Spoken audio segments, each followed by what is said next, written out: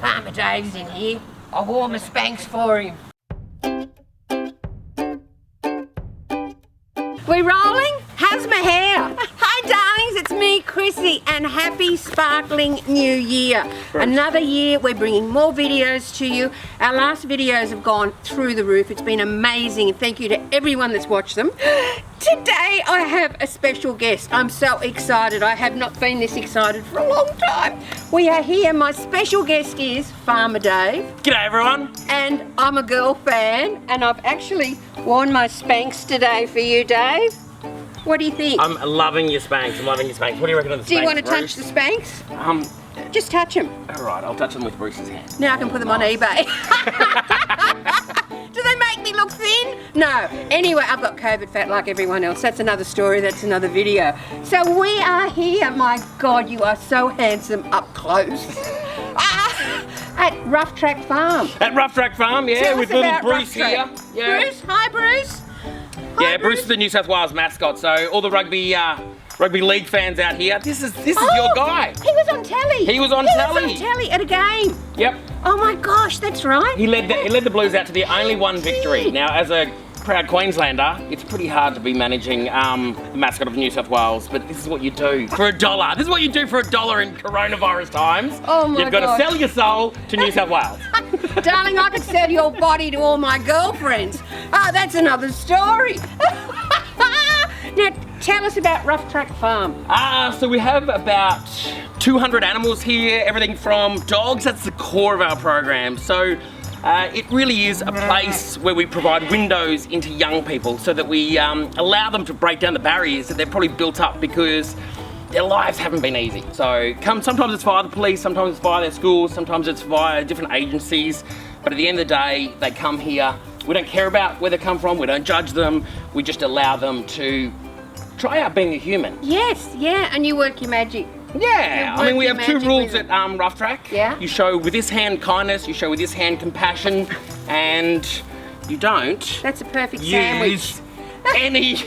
any violence. So even this guy here, I mean he's a cattle dog. He should normally be ripping their heels apart and chasing them forever. Yeah. But we use it on the dogs, we use it on the kids, and it works. Because of the 18 kids that have come through our program, none of them have gone to prison. Oh, how fantastic is None that? of them have died. No.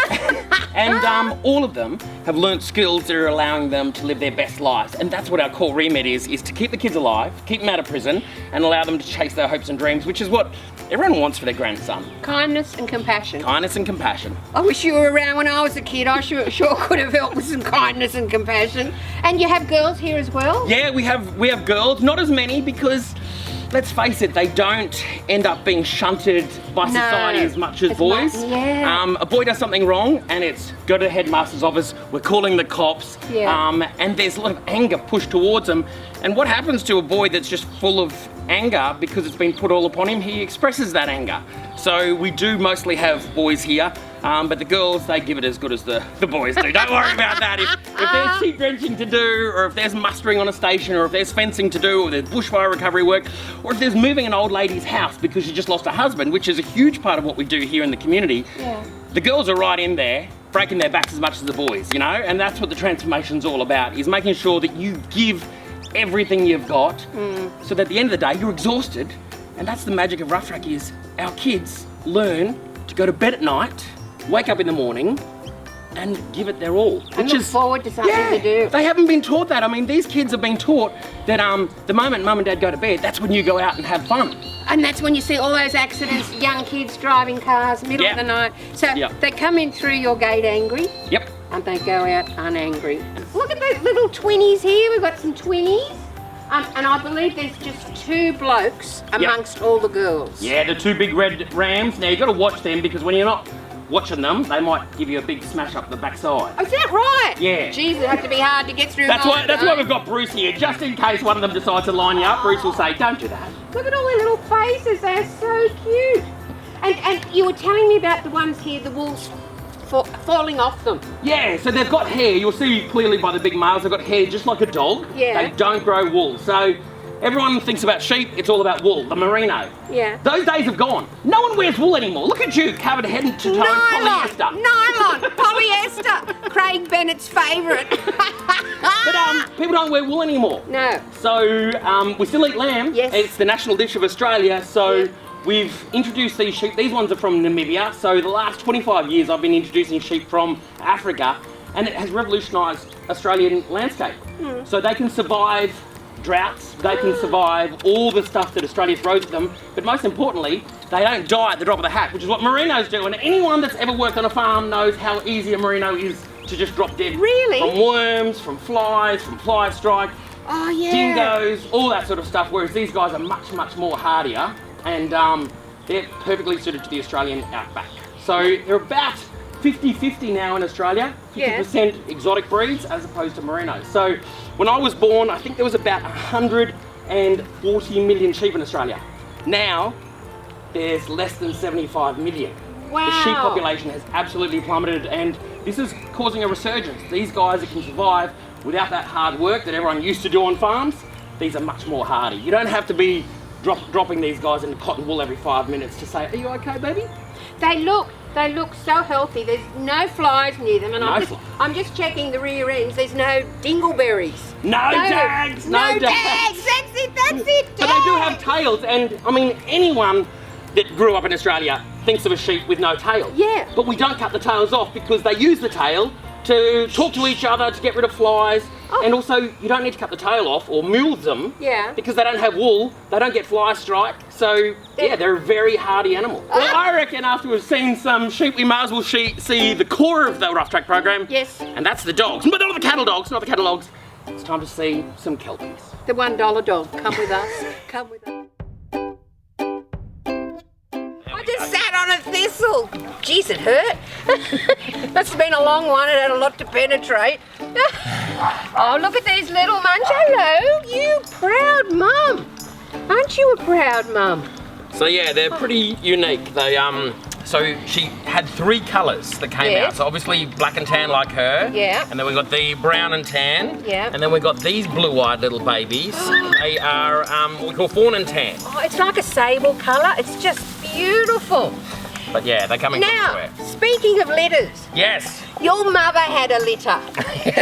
She did. You're one of 11. One of 11 kids, yep. Yep. No TV and mum was good looking. And a Catholic. No, we were not Catholic. No. Northern Irish, but not Catholics. Oh, really? Yeah. So what number were you in the litter? Well, they obviously stopped at me, didn't they? Oh, you were the last. They got what they wanted. They finally got what they wanted, and they said, all right, enough. Mum gets 11. a rest. No more. Poor mum. Oh my God. So how many boys, how many girls? So I've got 5 brothers and 5 sisters, and then there's me. Wow. Wow, how fabulous. And look at you now. Litters everywhere. Litters everywhere. Oh my gosh, look at mum. Look at this little munchkin. Have you ever seen anything so cute with the little blue eyes? Yeah, the blue eyes are cool. Now, one of the red ones also has blue eyes. Now, normally red dogs don't. They've got amber eyes, but yeah. But like most Australian kids, they're born with blue eyes and they'll change later. But I reckon the fawny coloured ones, the blue ones, I reckon they'll stay blue-eyed. Oh my gosh, look at this little mud cake here. They've got the prettiest face. Yeah. Now, do you know why kelpies have dots above the eyes? No, it's eyebrows, isn't it? Well, it's not eyebrows. It's actually a protective. So their eyes, of course, don't open until a couple of weeks after birth. Yeah. But those bright eyes keep the kelpie puppies safe because they're like fake eyes. Oh, really? Yeah, so when they're little tiny puppies and they can't do anything, they're down a burrow, if a goanna comes down to try and eat them, they'll see those fake eyes and they'll run away. But also for eagles, because when they're running around, like right now, they are perfect eagle tucker in Australia. Oh my gosh. So the bright eyes face up and the eagle's like, oh, well. So it's the same as like, with magpies. Magpies never come from the front, do they? No. They always come from behind. So those are fake eyes, which is why kelpies are so successful in the outback. Could an eagle lift one of these little guys up? Too right, an eagle could win, Charlie. God. Absolutely. You're kidding. Yeah, he might have trouble with you, but I was he'll just going definitely to lift say, up I these. hope eagle doesn't fly off with me. That would make the 6 o'clock news, wouldn't I? I'd feed a few eagles. Oh, look at them. They've licked it clean. God love them.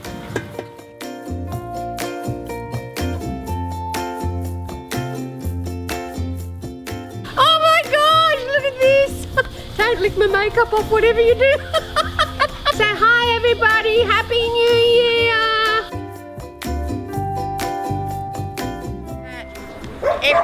every kid gets a dog? Yeah, it's the crucial part of the program that every kid learns kindness and compassion. They do that through training a dog. So they all get a little pup when they start. You've met some of the pups, and then they go on a journey together. So when an animal is so defenseless, the kid then can start to learn how to empathise. That is, if they see themselves in that defenseless puppy, and they start to learn, I can care for this the way that no one ever cared for me. I can treat this the way no one ever treated me. And then we give them all the skills and the empowerment to teach them through positive reinforcement, which is, if the dog's doing something you like, reward it. If the dog's doing something you don't like, ignore it. Because the kids have all been acknowledged for bad behaviour. And that's where they get all their attention from. And we're teaching them, no, give attention to those that do good, and good things happen to the puppy. And then they realise that with us and how we treat them here is, you do good, you get a reward. You do something bad, nothing bad's going to happen. No. Nothing's going to happen. And so very quickly, like water, they're going to flow to the lowest point. And that is where compassion and kindness always lays. I think this is a wind-up. But Dave has promised me how's my hair? Dave's promised me it's not a wind-up, and he said if I get down here, that one of the critters will jump on my back. You're not going to jump on my back? No, I'm not going to jump. It's like goat yoga. This is famous. Everyone's doing it in lockdown. How can you do this and look fabulous? I can. Okay. Here, Jimmy, show these goats how it's done. Quick, Jimmy, come up here. Oh my God! Jimmy, can you see? He thinks I'm a mountain. I'm big enough. I've been in the bushes with Dave.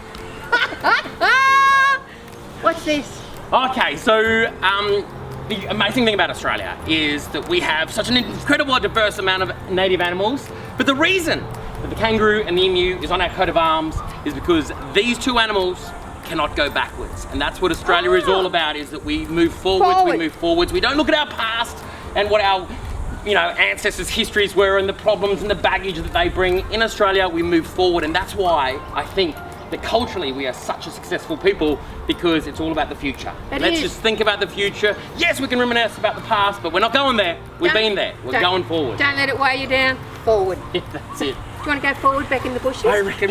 Oh, I love you. Jeez. We have had the best time at Rough Track. Thank you so much for having us. Oh my God, well, I really haven't been this wet since I saw Basic Instinct, have I? We've learned about all the wonderful things you do with the kids. We've seen. Jesus Christ.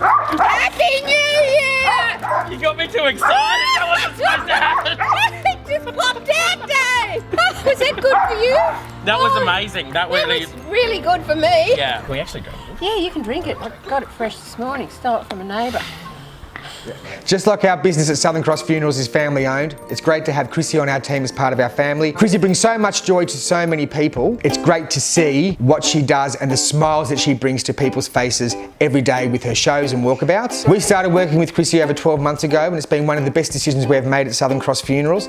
Just seeing the amount of joy and happiness that her and her feathered friends bring to residents and facilities alike makes it all well worth it. She'll be back soon, no doubt, bringing joy and happiness and smiles wherever she walks. Who can forget that pink hair?